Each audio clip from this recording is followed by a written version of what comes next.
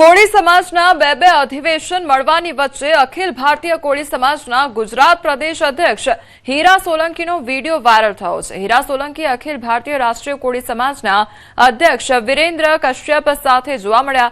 हीरा सोलंकी कहूं तेरे दिन अच्छे हैं, तू हमसे किनारा कर ले, हम तो बुरे लोग हैं, बुरे वक्त में भी काम आएंगे। 21 तारीखना रोज वीरेंद्र कश्यपना अध्यक्ष स्थाने योजानार राष्ट्रीय अधिवेशन ने हीरा सोलंकीनो टेको होवानी चर्चा। जो कि आ वच्चे सवाल थई रह्या छे कि शुं कुंवरजी बावळिया अने हीरा सोलंकी वच्चे चाली रही छे कथित कोल्ड वॉर। शुं कथित कोल्ड वॉરના ભાગરૂપે દિલ્હીમાં બોલાવવામાં આવ્યું છે અધિવેશન? તેને લઈને પણ અનેક સવાલો થઈ રહ્યા છે। દાહોદના સુથારવાસા ગામમાં જમીન મુદ્દે મારામારી થઈ છે। જમીનના મામલાને લઈને બે પક્ષો વચ્ચે તકરાર સર્જાઈ। ગામના આગેવાનને જાણ કર્યા વગર ભાગ પાડવાનો આક્ષેપ કરવામાં આવી રહ્યો છે। તો ઉશ્કેરાયેલા ટોળાએ 6 લોકો પર હુમલો કર્યો। યુવાનો અને મહિલાઓને લાકડીઓ વડે માર મારવામાં આવ્યો। પોલીસ અને 108 એમ્બ્યુલન્સ તાત્કાલિક સ્થળે પહોંચી આવી। પોલીસે મામલાની વધુ તપાસ શરૂ કરી છે। तो मारामारी करवामां आवी छे। सुथारवासानी आ घटना सामे आवी छे कि ज्यां जमीन मुद्दे मारामारी थई हती। लाकड़ीओ अने दंडा लईने लोको पहोंची गया हता अने एकबीजा साथे मारामारी करवामां आवी हती। तो भाग पाडवानो आक्षेप करवामां आव्यो छे अने उश्केराયેલા टोळाए 6 लोको पर हुमलो कर्यो होय ते प्रकारनी आ घटना सामे आवी छे। तो ते अंगेनो विडियो पण हाल वायरल थई रह्यो छे। तो पोलीस द्वारा વધુ તપાસ હાથ ધરવામાં આવી છે। અમદાવાદના બોપલ વિસ્તારમાં ચોથા માળેથી પટકાતા યુવકનું મોત નીપજ્યું છે। અક્ષર લક્ઝુરિયા ફ્લેટમાં દુર્ઘટના સર્જાઈ। યુવક અને પાડોશી વચ્ચે માથાકૂટ બાદ ઝઘડો થયો હતો। ઘટનાની જાણ થતાં પોલીસ સ્થળ પર પહોંચી અને પોલીસને જોઈ યુવકે ભાગવાનો પ્રયાસ કરતા પગ લપસી ગયો હતો। ચોથા માળેથી નીચે પટકાતા ગંભીર ઈજાથી મોત નીપજ્યું છે। બોપલ પોલીસે અકસ્માતે મોતનો ગુનો નોંધી વધુ તપાસ શરૂ કરી છે। યુવક વિરુદ્ધ અગાઉ 5 થી 6 ગુનાઓ પણ નોંધાયેલા હતા। રાજકોટમાં અકસ્માત બાદ રોફ જમાવતો કાર ચાલક સામે આવ્યો છે। ટ્રિપલ અકસ્માત બાદ છરી સાથે રોફ જમાવવામાં આવ્યો।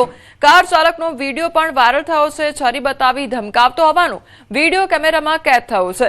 તો તત્કાલ ચોકડી નજીક અકસ્માત સર્જાયો અને પસ્તાવાને બદલે ઉદ્ધતાઈભર્યું વર્તન કરવામાં આવ્યું। કાર ચાલક સામે લોકોમાં ભારે રોષ જોવા મળી રહ્યો છે। તત્કાલ ચોકડી નજીક અકસ્માત સર્જાયો હતો। વાયરલ વિડીયોના આધારે તપાસ શરૂ કરવામાં આવી છે।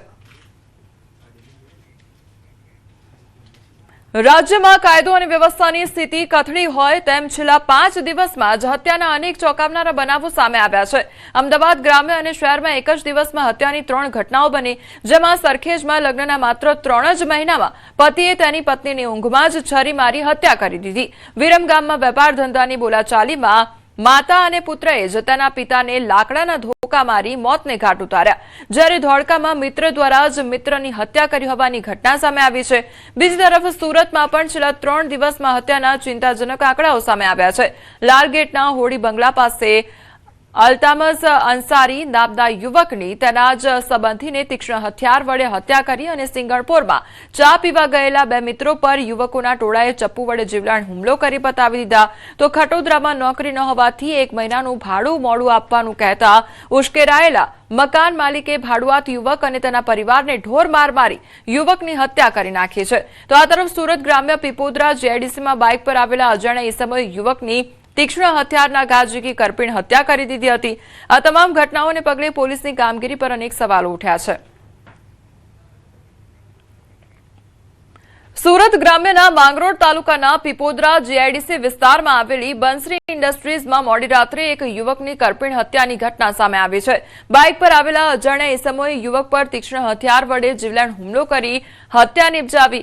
તો ઘટનાને અંજામ આપ્યા બાદ હુમલાખોરો ફરાર થઈ ગયા। જાણ થતાં પાલોદ પોલીસ તાત્કાલિક ઘટનાસ્થળે પહોંચી આવી હતી અને તપાસ અને આગળની કાર્યવાહી પણ શરૂ કરી છે। તો મૃતદેહને પોસ્ટમોર્ટમ માટે ખસેડવામાં આવ્યો છે। મૃતક યુવકનું નામ રાજુ મારવાડી હોવાનું પ્રાથમિક તપાસમાં સામે આવ્યું છે। અમદાવાદના નરોડા જીઆઈડીસીમાં આગની ઘટનાનો મામલો સામે આવ્યો છે। સારવાર દરમિયાન વધુ એક મજૂરનું મોત નીપજ્યું છે। પરિવારજનો મૃતદેહ લઈને કંપની ખાતે પહોંચ્યા। તો મજૂર રમેશભાઈ પરમારનો મૃતદેહ લઈને પરિવારજનો કંપનીમાં પહોંચ્યા હતા। કંપનીના સંચાલકોએ યોગ્ય પગલાં ન લેતા પરિવારજનોમાં રોષની લાગણી છવાઈ છે। કંપનીમાં બેદરકારીથી આગ લાગતા મોત થયાનો આક્ષેપ કરવામાં આવી રહ્યો છે, તો કંપનીના કર્મચારીઓને યોગ્ય સુરક્ષા ન આપતા મોત થયાનો આક્ષેપ કરવામાં આવી રહ્યો છે। સુરત લાલગેટ વિસ્તારમાં નઈમ ફેશન નામની કાપડની દુકાનમાં આગનો બનાવ બન્યો છે। નીચે કાપડની દુકાન અને ઉપર રહેણાંક ઇમારત હતી। હનીફા મંઝિલમાં આવી હતી કાપડની દુકાનો। બીજા અને ત્રીજા માળે ફસાયેલા 10 લોકોનું રેસ્ક્યુ કરવામાં આવ્યું। બીજા અને ત્રીજા માટે 2 પરિવાર રહેતા હતા સુરત, ત્યારે મહાનગરપાલિકાની ફાયરની ટીમે લોકોનો જીવ બચાવ્યો અને ગ્રાઉન્ડ પ્લસ 5 માળનું મકાન હતું અને ત્યાં આગળ આ ઘટના સર્જાઈ હતી। રાજકોટ મહાનગરપાલિકાની ફૂડ શાખાએ ખાદ્ય પદાર્થોમાં ભેળસેળ સામે કાર્યવાહી તેજ બનાવી છે। તો કેવડાવાડી વિસ્તારમાં આવેલા કૃષ્ણા ઘી ભંડારમાંથી લેવામાં આવેલા ઘીના નમૂનાઓ પરીક્ષણમાં ફેલ થયા હોવાનું સામે આવ્યું છે। આ ઉપરાંત ફૂડ વિભાગે શહેરના વિવિધ વિસ્તારોમાં 19 ધંધાર્થીઓને ત્યાં ચેકિંગ હાથ ધર્યું। શીતલ બ્રાન્ડના 2 અને કોઠી આઈસ્ક્રીમના 2 નમૂનાઓ પણ તપાસ માટે લેવામાં આવ્યા છે। તો લાયસન્સ સંબંધિત મુદ્દે 9 ધંધાર્થીઓને સૂચના આપવામાં આવી, જ્યારે 10 સ્થળોએ ચકાસણી હાથ ધરવામાં આવી। અમદાવાદમાં કેનેડાના વિઝાના નામે 98.15 લાખની છેતરપિંડી આચરવામાં આવી છે। તો ખોટા LMIA લેટર આપી વિઝા પ્રક્રિયા કરાવવાનો આરોપ લગાવવામાં આવ્યો છે। 4 અરજદારોના વિઝા રિજેક્ટ થયા હોવાનો દાવો કરવામાં આવી રહ્યો છે। યશ પટેલ, જયેશ પટેલ અને પદ્મીન પટેલ સામે ફરિયાદ નોંધવામાં આવી છે।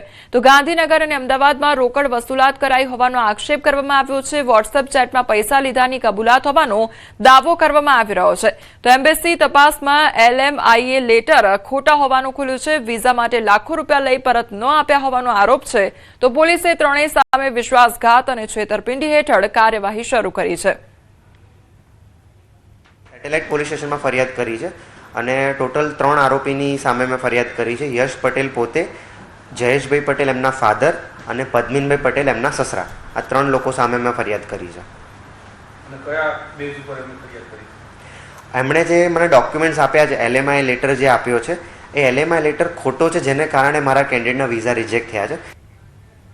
પાટણના રાધનપુરમાં મોંઘવારી મુદ્દે કોંગ્રેસે વિરોધ કર્યો છે। બળદગાડા પર રેલી યોજી વિરોધ કરવામાં આવ્યો। રાધનપુર કોંગ્રેસ સમિતિ દ્વારા આ વિરોધ કરવામાં આવ્યો છે। તો ગેસના ખાલી સિલિન્ડર, તેલના ડબ્બા સાથે રસ્તા પર ઉતર્યા હતા। પેટ્રોલ, ડીઝલ, રાંધણ ગેસના ભાવ વધારા મુદ્દે હલ્લાબોલ કરવામાં આવ્યો। વિવિધ બેનરો સાથે સરકાર વિરોધી ઉગ્ર સૂત્રોચ્ચાર પણ કરવામાં આવ્યા। રેલી યોજી હાઈવે ચક્કાજામ કરવા જતા પોલીસે રોક્યા હતા।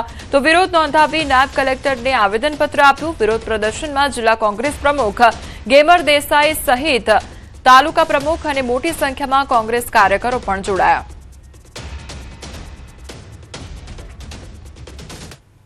અરવલ્લીના ભિલોડા ખાતે કોંગ્રેસના ધરણા અને મોંઘવારી, બેરોજગારી અને પેપર ફૂટવા મુદ્દે વિરોધ કરવામાં આવ્યો। મોટી સંખ્યામાં કોંગ્રેસના કાર્યકરો જોડાયા। તો સરકાર પગલાં ન ભરે તો કોંગ્રેસ જલદ આંદોલન પણ કરશે તેવી ચીમકી પણ ઉચ્ચારવામાં આવી છે।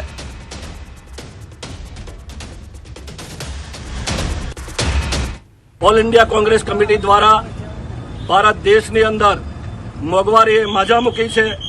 બેરોજગારીઓને રોજગારી નથી મળતી। આ ભારતીય જનતા પાર્ટીની ડબલ એન્જિનની સરકારમાં ડબલ ભાવ વધારો થઈ રહ્યો છે।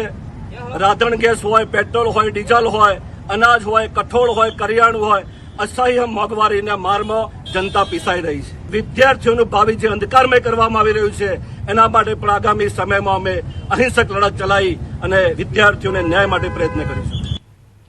રાજકોટમાં બાબા બાગેશ્વર દરબાર વિવાદ વધુ એકવાર ગરમાયો છે। વિજ્ઞાન જાથાએ પોલીસમાં ગુનો દાખલ કરવા અરજી કરી તો ધીરેન્દ્ર શાસ્ત્રી અને આયોજકો સામે કાર્યવાહીની માંગ કરવામાં આવી રહી છે। કાર્યક્રમમાં અંધશ્રદ્ધા પ્રોત્સાહિત કરાઈ હોવાનો આરોપ છે। તો પરચી કાઢવી, ધૂણવા જેવી પ્રવૃત્તિઓ સામે ગંભીર પ્રશ્નો ઉઠ્યા છે। આયોજકો પર નિયંત્રણ ન હોવાનો દાવો પણ કરવામાં આવી રહ્યો છે। ધૂણવાના દ્રશ્યો, શરમજનક ઘટના બની છે, લોકોનું માથું નીચું ચઢાણ થઈ ગયું છે। તો આ બધી પરિસ્થિતિની અંદર વિજ્ઞાન જાથાએ આ વખતે બાબા બાગેશ્વર ધીરેન્દ્ર શાસ્ત્રી ઉપર વગર લાયસન્સે ઉપચાર કરવો માનસિક બીમાર લોકોનો અને તે સંબંધી તેના ઉપર અલગ ગુનો દાખલ કરવો. આયોજકો રાતના 12 વાગ્યા સુધી 50 મોટા સ્પીકરો વગાડે છે, ઘોંઘાટ કરે છે, મંજૂરીનું પાલન નથી કરતા, જાહેરનામાનો ભંગ કરે છે, તે સંબંધી આયોજકોના તમામ સદસ્યો ઉપર પણ ગુનો દાખલ કરવાની પ્રક્રિયા હાથ લીધી છે. 1-2 દિવસની અંદર નિવેદન આધારે એફઆઈઆર દાખલ કરવામાં આવશે. સુરતમાં થયેલ ભૂતિયા ડિમોલિશન મામલે કતારગામ એમએલએનો ખુલાસો થયો છે અને એસએમસીના અધિકારીઓ દ્વારા ડિમોલિશન કરવામાં આવ્યું હોય તે પ્રકારનો ખુલાસો કરવામાં આવ્યો છે. સુરતમાં નાસિરનગરમાં 100થી વધુ મકાન ડિમોલિશન મામલે કોર્પોરેશનના અધિકારીઓ સ્થળ પર હતા તેવી પણ વાત કરવામાં આવી છે. તો અધિકારીઓના નામ અંગે પણ ખુલાસો કર્યો છે. ડ્રેસમાં લોકો આવ્યા અને લોકોના ઘર ધ્વસ્ત કર્યા તેવી વાત પણ કતારગામના એમએલએ દ્વારા કરવામાં આવી છે. એ પ્રાથમિક દ્રષ્ટિએ મને જે કોર્પોરેશનના અધિકારીઓ દેખાઈ રહ્યા છે તો મને સીધું એવું લાગે છે કે એ લોકો અંદર હોઈ શકે, કારણ કે સ્થળ ઉપર આખા ડિમોલિશનના સમય દરમિયાન એ જ લોકો હાજર હતા. અમુક અન્ય પોલીસ અધિકારીઓ પણ હાજર હતા. હાથ ઊંચા કરી અને બતાવતા માર્ગદર્શન કરી રહેતા એવું સ્પષ્ટ આમાં ચિત્ર દેખાઈ આવે છે. છતાં પણ એમ કહે છે કે અમે નથી કર્યું, એટલે આ ચોક્કસ શંકાના દાયરામાં છે આ અધિકારીઓ, અને એને પ્રોટેક્શન આપનારા અધિકારીઓ પણ શંકાના દાયરામાં છે. ઘણા અધિકારીઓ હાજર હતા, એમાં બેના નામની મને ખ્યાલ આવ્યો છે, એક રામજીવાલા અને એક સુજન પ્રજાપતિ, અને આ અધિકારીની સુજનની છાપ પણ એવી છે. એટલે આની તપાસ તો થવી જ પડે અને કરશે સરકાર. તો એ આરડીડીમાં નોકરી કરે છે એ મારા જાણમાં છે. તો આરડીડીમાં નોકરી કરે ને ત્યાં સ્થળ ઉપર શું કરતા હતા ભાઈ? અને આગળ પણ ભૂમિકા જે ઝોનમાં નોકરી કરી છે એ ઝોનમાં પણ એની વિવાદાસ્પદ ભૂમિકા રહી છે. એટલે એની તો તપાસ, એની આર્થિક તપાસ પણ થવી પડે કે એની પાસે કમાણી, એનો પગાર શું છે અને શું એને મિલકતો કે એની પાસે શું છે. કોર્પોરેશનના અધિકારીઓ જ પોતાના યુનિફોર્મમાં છે, એટલે બહારના કોઈ આવી ગયા એવું છે નહીં. જે છે એ કોર્પોરેશનના અને પોલીસ આ બે જ સ્ટાફ ત્યાં હતો. બાકી જે કોર્પોરેશનની જે ડિમોલિશન માટેના હથિયારો કે કાંઈ પણ જ્યારે સાધનો મગાવતી હોય, જે કોન્ટ્રાક્ટ બેઝ ઉપર મગાવતી હોય એ એજન્સીના માણસો હતા. સુરતના નાસિરનગર ભૂતિયા ડિમોલિશનના વિવાદ વચ્ચે એસએમસીના અધિકારી ઉતર્યા રજા પર. સેન્ટ્રલ ઝોનના કાર્યપાલક ઇજનેર જયાગ જીવન રામજીવાલા ઉતરી ગયા છે રજા પર. તો નાસિરનગરના ડિમોલિશન મામલે ઘેરાયા હતા. આરોપોથી બચવા માટે રજા પર ઉતરી ગયા છે તેઓ. સેન્ટ્રલ ઝોનના કાર્યપાલક ઇજનેર જયાગ જીવન રામજીવાલા માથે રૂમાલ બાંધી હાજર હતા અને હવે તેઓ ફરજ પર નથી હાજર અને આ સાથે તેઓ રજા પર ઉતરી ગયા છે. સુરતના નાસિરનગરના ભૂતિયા ડિમોલિશન પ્રકરણમાં